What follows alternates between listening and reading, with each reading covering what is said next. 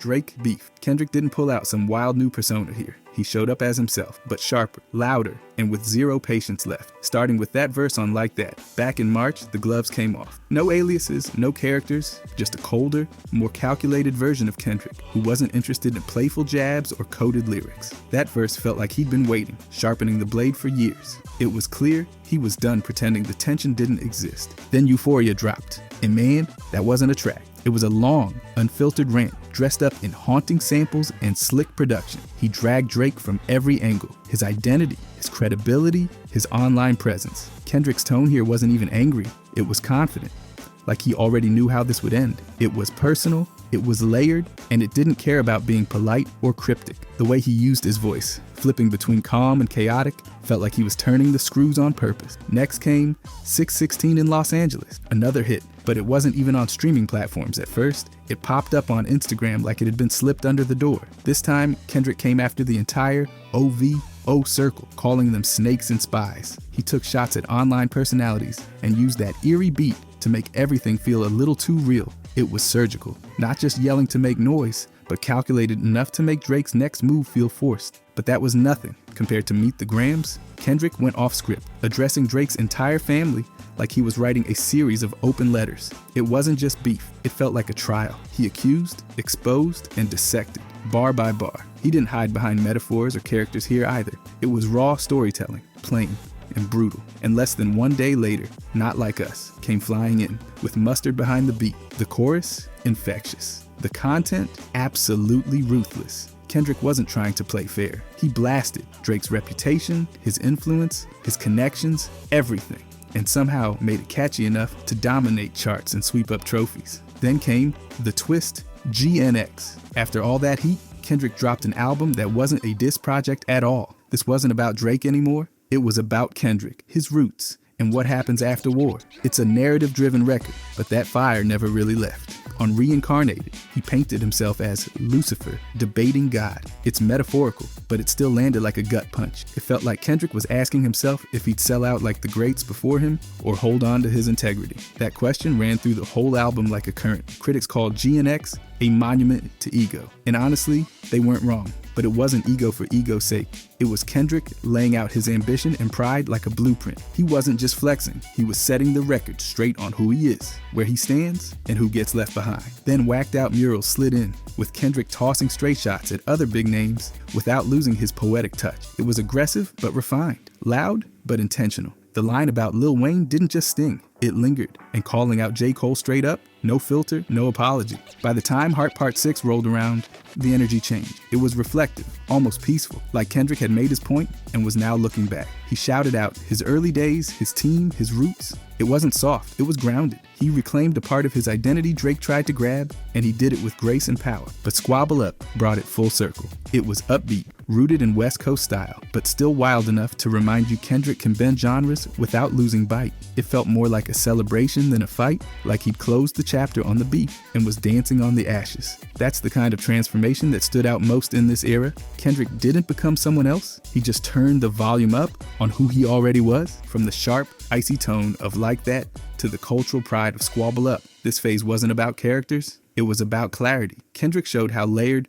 one artist can be without hiding behind masks. The defense, the metaphors, the musical choices, they all pointed back to a single truth. Sometimes being yourself is the most powerful move you can make. Mr. Morale. Kendrick didn't wrap this persona in a flashy costume or catchy nickname. This version of him came stripped down, layered in therapy sessions and emotional bruises. He used Mr. Morale to face himself in real time, not to entertain, but to process. The guy on this album isn't Kung Fu Kenny, isn't K.E.d.h.d, and definitely isn't trying to be anyone's hero. He's in therapy, peeling back ego, guilt, and generational mess, like old wallpaper. The album's structure says it all. Two halves, Big Steppers and Mr. Morale, split like a mirror cracked down the middle. On one side, it's outward pressure, public image, performance, the curated self. On the other, it's internal friction, the voices in his head, childhood wounds, spiritual confusion. It starts with Whitney Alford offering calm but firm grounding, and by the time Eckhart Tolle steps in, Kendrick's already knee-deep in self-doubt and soul-searching. He doesn't dodge hard topic. Fatherhood isn't a prop here,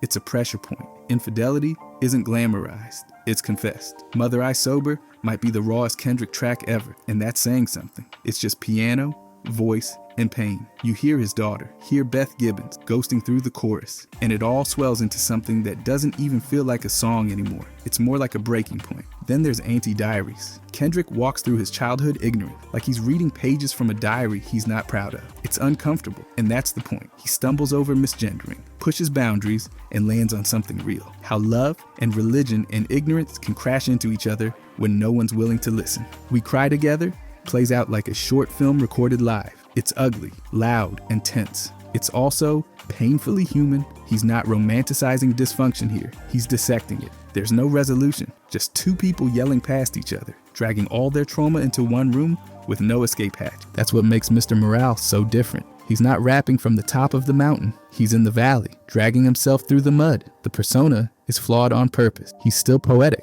still calculated, but there's mess in every verse. Not stylistic mess, emotional mess. It's intentional. He doesn't want to be perfect. He wants to be honest. He says it flat out. I'm not your savior. That line hits like a brick. Fans who came looking for a prophet got handed a therapy transcript. He made the decision to pull back from idol status, showing how damaging it can be to put artists on pedestals they didn't ask for. Mr. Morale doesn't want applause. He wants to be understood, or at least heard. The reception matched the complexity. Some listeners were blown away by the emotional gravity. Others got stuck on the contradictions, like Kendrick featuring Kodak Black while talking about accountability and abuse. That tension wasn't an oversight. It was baked in. Mr. Morale isn't here to deliver clean answers. He's here to hold up a mirror and let it shake. The album topped charts, scooped up the Grammy for Best Rap Album, and kicked off conversations that had way more depth than a typical release. Kendrick knew what he was doing. He didn't make this to go viral. He made it because it had to come out. The pain, the doubt, the frustration, it was clogging the pipes. And this album was how he cleared it. And the split structure, that wasn't just a creative gimmick. The whole thing was mapped like a therapy session stretched across track. The first half is full of posturing and contradiction. The second half peels away those layers. Mr. Morale isn't one consistent voice. He's shifting, evolving, arguing with himself. The persona isn't complete without the contrast. This version of Kendrick doesn't offer closure. He offers context. He's a father, a partner, a survivor, a skeptic, a critic, and most of all, a man who refuses to pretend he's healed when he's still hurting. He's not fixing everything in one album. He's naming the pain, and that's the step he's on. Mr. Morale represents a giant pivot in Kendrick's artistic journey. It's not clean, it's not smooth, and it's definitely not pretty, but it's important. This persona throws away the cape and puts on the weight. No savior, no superhero, just a man with a mic and a lot to unload. By the way, if you guys want to subscribe, I'm going to be posting every day. Thanks. Anyways, Oklama. This persona wasn't built to entertain or shock. It was meant to mark a shift. Kendrick first signed off as Oklama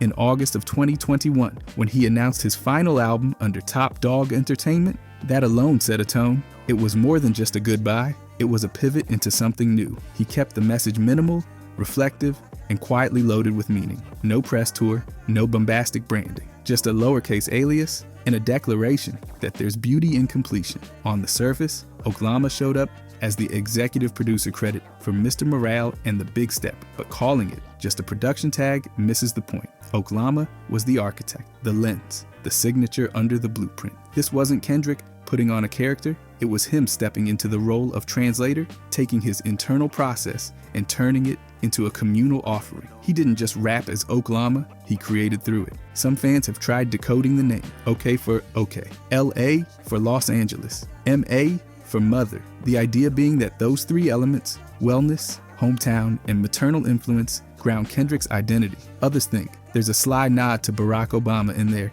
maybe as a reflection of Kendrick's interest in leadership, symbolism, and black excellence. But Kendrick never confirmed anything, and that silence fits the persona. Oklama doesn't overshare. He lets the art carry the message. And in Mr. Morale and the Big Steppers, that message was layered. This persona wasn't just crafting the album, it was organizing the chaos. Kendrick moved from outward performance to inward reflection, and Oklama was the one holding the frame steady. You can feel it in the sequencing, in the production choices, in the shift from Whitney Alford's voice to Eckhart Tolle's. It's Kendrick using Oklama to guide us, almost like a narrator standing just off stage. Then there's the deeper meaning. Some thinkers have compared Oklama to figures like Sun Ra, not in sound, but in spirit. Like Ra, Kendrick uses this persona to blend worlds, high and low, formal and informal, intellectual and emotional. Oklama isn't flashy, he's meditative, a cultural interpreter, someone who recognizes that artistry and community aren't separate, and that self-expression can be collective. That idea shows up clearly in The Heart Part 5, when the song opens with I am, all of us. It's not just a slogan, it's the manifesto. Visually,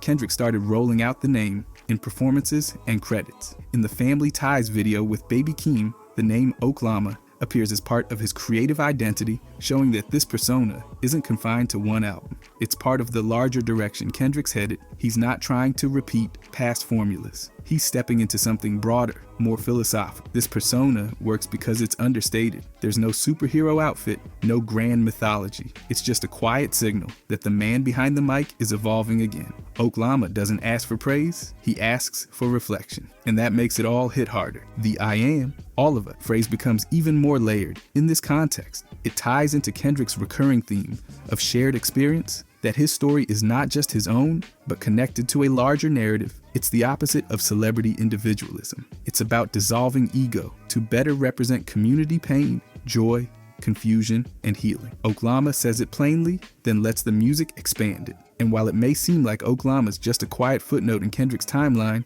the weight it carries is massive. This persona helped launch his most vulnerable, experimental work yet. He took on executive control, stepped back from savior expectations, and challenged the idea that rap personas have to be loud to be effective. Oklama's power is in his restraint. So in a catalog full of bold characters, Good Kid, King Kunta, Kung Fu Kenny, Oklama stands apart by doing less. He's not a costume. He's a signature, a shift in posture, the person Kendrick becomes when it's time to turn inward and speak outward at the same time. He's not just producing tracks, he's shaping legacy. Oklama doesn't end with one album. It's the beginning of Kendrick operating as a bridge between old and new, personal and collective, pain and progress. That quiet note in 2021 wasn't a soft exit. It was the sound of someone stepping into a different kind of spotlight. Kung Fu Kenny. This version of Kendrick didn't sneak into the spotlight. He dropped in mid-air, fists up, backed by thumping bass and cinematic flair. The name first appeared in the DNA video, stamped in bold Chinese characters right under Kendrick's face like a title card. He wasn't hiding it, he was declaring it. Kung Fu Kenny had arrived, not with mystery, but with mastery.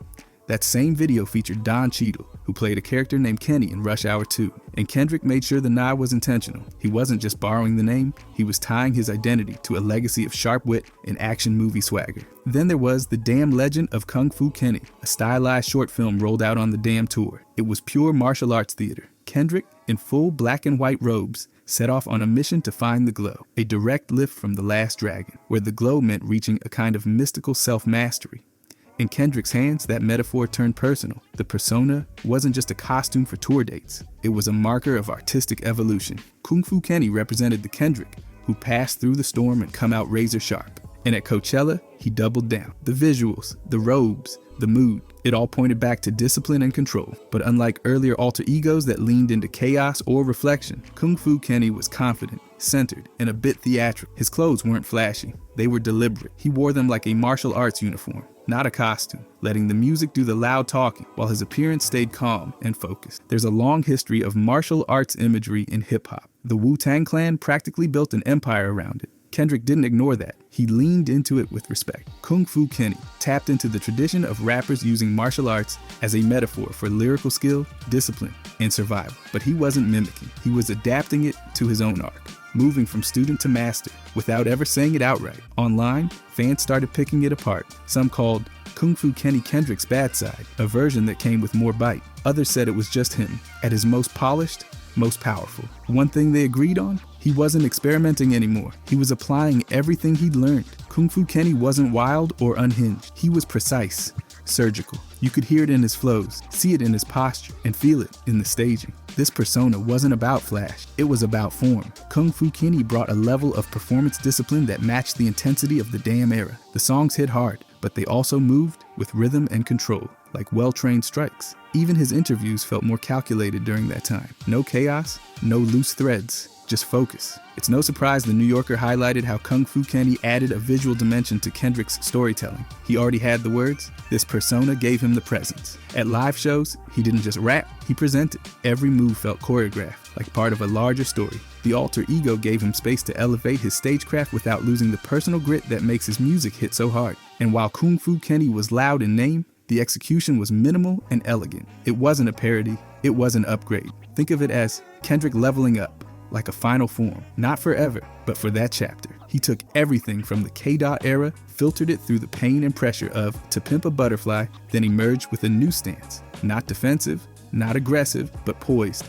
So Kung Fu Kenny wasn't just a character, he was a signal, a way for Kendrick to say, I've trained, I've struggled, and now I strike with purpose. There's a discipline to the persona that mirrors the music from that time. Each bar controlled, each performance deliberate, each image crafted with precision. You could see it in the short film, in the way Kendrick moved on stage, in how he let the persona speak without over-explaining it. And the name stuck. Even now, years later, fans still reference Kung Fu Kenny whenever Kendrick drops something calculated or performs with that quiet intensity. He didn't need to yell it out every time. He introduced it once and let the music and visuals carry it forward. Kung Fu Kenny doesn't need constant reappearance to matter. The persona made its mark, not by dominating every moment, but by showing what happens when an artist doesn't just experiment, but fully embodies mastery. Kendrick didn't just wear the robes, he earned them. King Kunta. This isn't Kendrick slipping into some cartoonish role, it's him staking his claim with teeth bared. The name alone carries weight. It draws directly from Kunta Kinte, the rebellious enslaved man from Roots who refused to accept the name forced on him. Kendrick wasn't just borrowing the name for flair, he was invoking a legacy of resistance.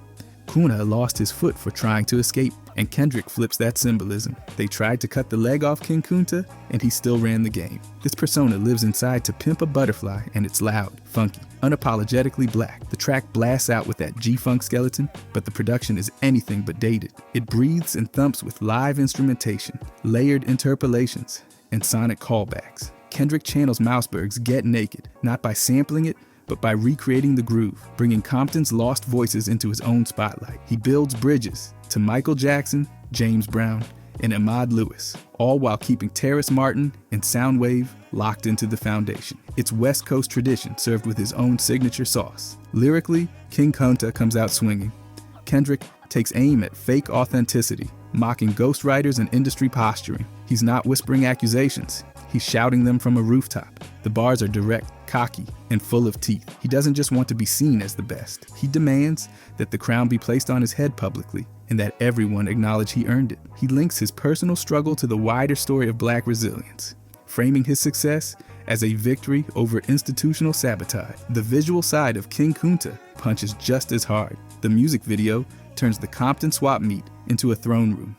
Kendrick's posted up on the roof, mic in hand, surrounded by a crowd, like a block party turned a coronation. There's no Hollywood gloss here. It's local, it's raw, it's joyful. And that location mattered. The swap meet was about to be torn down. Kendrick threw a goodbye party for it, knowing that honoring the place he came from was just as important as the flex. He didn't distance himself from his community, he lifted it up with him. And it wasn't just a set piece. Behind the scenes clips show Kendrick hanging out, laughing, dapping people up. The persona may be King Kunta, but the man is still Kendrick from Compton. That connection is the root of the character's power. He's not inventing royalty out of thin air. He's crowning the everyday struggle as royalty. He's saying surviving the system and staying true is enough to make someone a king. Critics got it. Pitchfork praised the track's fire and funk, highlighting how Kendrick blends James Brown's bite with Prince's theatrical swagger. This isn't a subtle track. It stomps, it struts, it challenges. The confidence isn't empty, it's earned. The rhythm section doesn't just back Kendrick up, it announces him.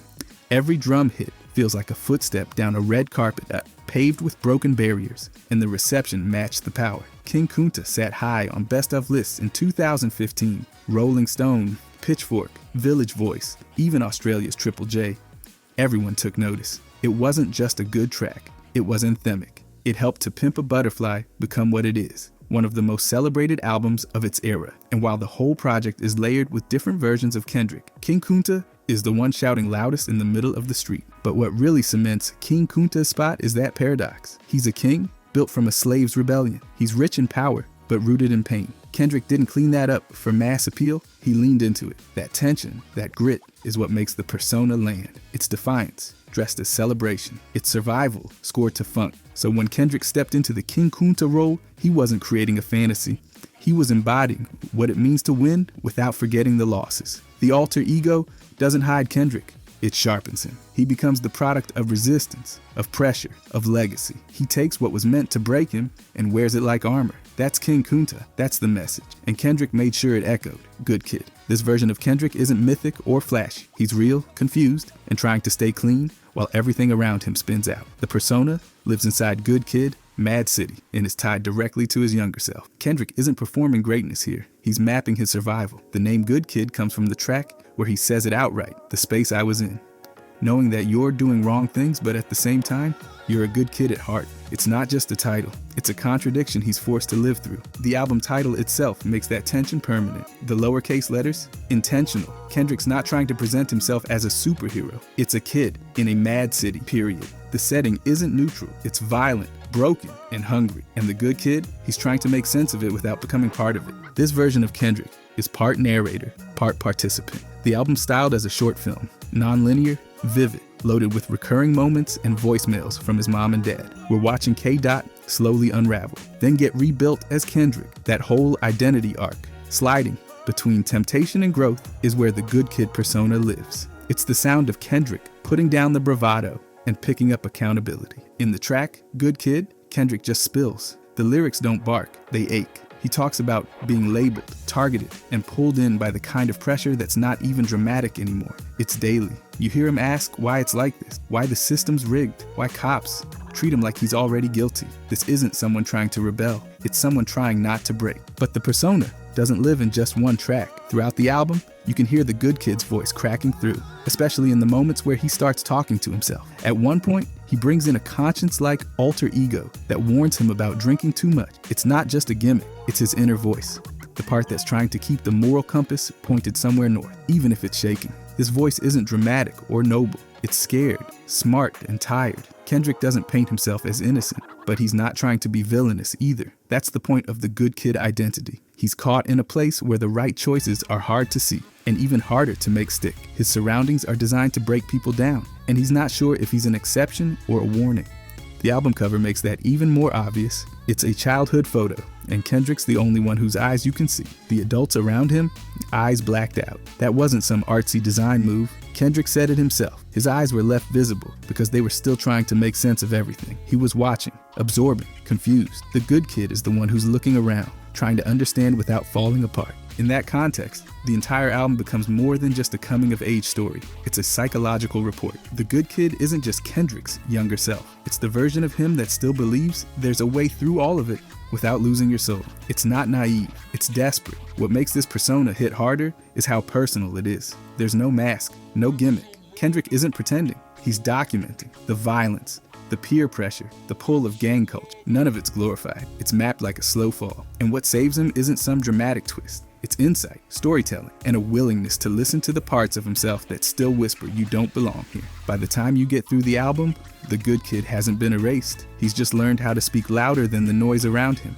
Kendrick doesn't pretend he beat the city. He just made it through, dragging that inner voice with him, and that makes the persona timeless. It's not just Kendrick's past, it's the part of him that refuses to forget where he came from or pretend like it didn't leave marks. Good Kid is the root of all the other personas. Kung Fu Kenny, King Kunta, Mr. Morale, they all evolve out of the same place. This version doesn't have a costume or a catchphrase. He has confusion, survival, and the kind of moral clarity that only comes from living through something most people just hear about. K.Dot. This was Kendrick before the Pulitzer, before the Grammys, before the arenas. Back then, he wasn't sculpting mythologies. He was trying to get heard over the noise of South Central LA. K.Dot was his rap alias from the early 2000s through about 2009, and he wore it like armor. This was the version of Kendrick that lived on mixtapes, like C4, rhyming fast, flexing hard, and carving out space in a scene that didn't hand out passes. The name K.Dot itself wasn't just stylistic, it was strategic.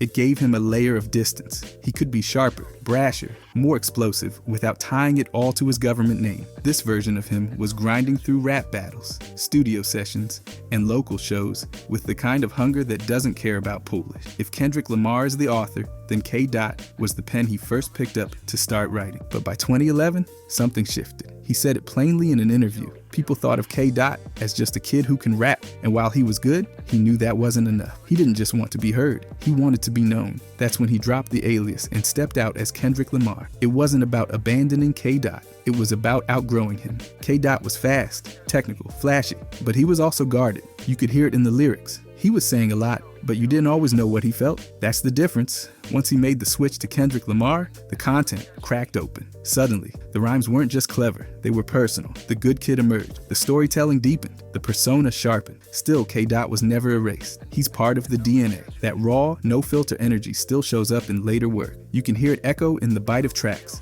like Backseat Freestyle or DNA. It's the voice Kendrick slips into when he needs to remind people he didn't come out of nowhere. He fought his way into the room. The K.Dot era laid the foundation. This is the Kendrick that dropped bars over Lil Wayne beats on C4, showing off speed and flow, but still hunting for identity. It's the Kendrick that local heads started to take seriously because of sheer skill. His content wasn't as refined, and the themes weren't as layered, but you could hear something coming. Critics and fans often treat K.Dot like the prologue to the Kendrick Lamar saga. Not because he wasn't great, he was, but because he hadn't stepped fully into himself yet. The name was a mask, a shield, a tool. It gave him freedom, but it also boxed him in. That's why letting it go mattered. It wasn't just a name change, it was a declaration. K.Dot wasn't about legacy or message. He was about proving a point. That point got proven loudly. And once it did, Kendrick didn't need the mask anymore. The switch to his real name wasn't branding, it was growth. He'd built a reputation through mixtapes and freestyles, but the moment he dropped the K.Dot tag, he unlocked the space to talk about trauma, family, faith, survival, all the things that made his later album so cutting. But don't get it twisted, K.Dot didn't disappear. He evolved. You still catch glimpses of him when Kendrick taps into pure aggression, when he rides a beat like it owes him rent. K.Dot is the technical sword, Kendrick sharp. It's the reason he can drop 10 bars in one breath or flip cadences mid-sentence. That muscle memory came from the K.Dot days. So when fans look back at that era, it's not just nostalgia, it's context. K.Dot isn't some forgotten alias. He's the version of Kendrick who kicked down the first door, the one who proved he belonged. And even though Kendrick retired the name, he never stopped carrying the fire. Every persona that came after, Good Kid, King Kunta, Kung Fu Kenny, Mr. Morale, they're all built on what K.Dot started, the early Kendrick. Kendrick Lamar's story doesn't start in the studio. It starts in Section 8 housing with a front row seat to chaos. Born on June 17, 1987, he was raised by Paula Oliver and Kenneth Kenny Duckworth in Compton after they fled Chicago to escape the grip of gang life. Kendrick didn't grow up in some middle-class bubble. His childhood was boxed in by poverty, violence, and uncertainty. The family leaned on welfare, and at times, they didn't even have stable housing. His world was loud, unstable, and sharp-edged. Until age 7, Kendrick was an only child. That changed quickly, with siblings falling behind. He was still a kid himself when the responsibility and pressure started stacking. But long before he was rapping about the contradictions of fame and morality, he was witnessing a man get killed outside his home at age 5. That single event imprinted a sense of mortality that never left. He wasn't desensitized. He was awakened. Compton wasn't a backdrop, it was a force. Kendrick didn't join gangs, but he was surrounded by them. His friends, his neighbors, his environment. It was shaped by the colors and codes that ran the streets. Even when he wasn't throwing signs, he was absorbing the consequences of those who did. There wasn't much room to just be a kid. It was survival training, masked as childhood. At school, Kendrick wasn't loud. He wasn't trying to stand out, but he did. A first-grade teacher once highlighted him for using the word audacity correctly. That's not just a cute anecdote. It's a flash of the observer Kendrick would later become. He watched, he listened, he absorbed, he understood that words had weight. Then came 7th grade. A teacher named Mr. Inge introduced him to poetry, and that cracked something open. Kendrick found rhythm and release in writing. It wasn't therapy exactly, it was precision, a way to turn all the noise around him into something sharp and controlled. While his environment kept throwing chaos at him, writing gave him structure. And then, of course, there was music. His dad's record collection was loaded with Marvin Gaye and the Isley Brothers, but it was the West Coast energy that stuck. The local sound, Snoop Dogg, Ice Cube, Dr. Dre, was inescapable. When Kendrick was 9, he watched Tupac and Dre shoot the California Love video at the Compton swap meet. For most people, that would just be a fun memory. For Kendrick, it was ignition. He wasn't just watching 2 rap giants, he was watching a possible future. By 16, he was recording his first mixtape, Hub City Threat, Minor of the Year, dropped under the name K.Dot. It wasn't some polished rollout. It was raw, self-made, and scrap it, but it turned heads. He followed up with more mixtapes like Training Day and C4, each one rougher, louder, and closer to something real. These weren't projects meant to impress the mainstream. They were survival documents. Proof that he had something to say, and more importantly, a way to say it. Eventually, Top Dog Entertainment noticed. TDE wasn't a major label. It was a local engine, but it gave Kendrick a platform, a studio, and a future. It let him evolve. K-Dot wasn't a hobby. He was a declaration. Every verse was a new line in the blueprint. This foundation is why Kendrick's music hits differently. It doesn't reach for drama. It's already drenched in it. His storytelling doesn't feel borrowed. It's lived in. Growing up in Compton didn't just inform his lyrics. It became the scaffolding for every persona he built. From good kid to Mr. Morale, the roots are here. In the dirt, in the heat, in the apartments, with broken locks and boarded windows. This isn't a background story. It's the prologue to a movement. And the more you understand about where Kendrick came from, the more you see why his music feels like testimony, not entertainment. He didn't step into hip-hop looking for fame. He stepped in because silence was no longer an option. If you enjoyed this, I'm going to be posting a lot here. I would greatly appreciate it if you could subscribe. Thanks for watching.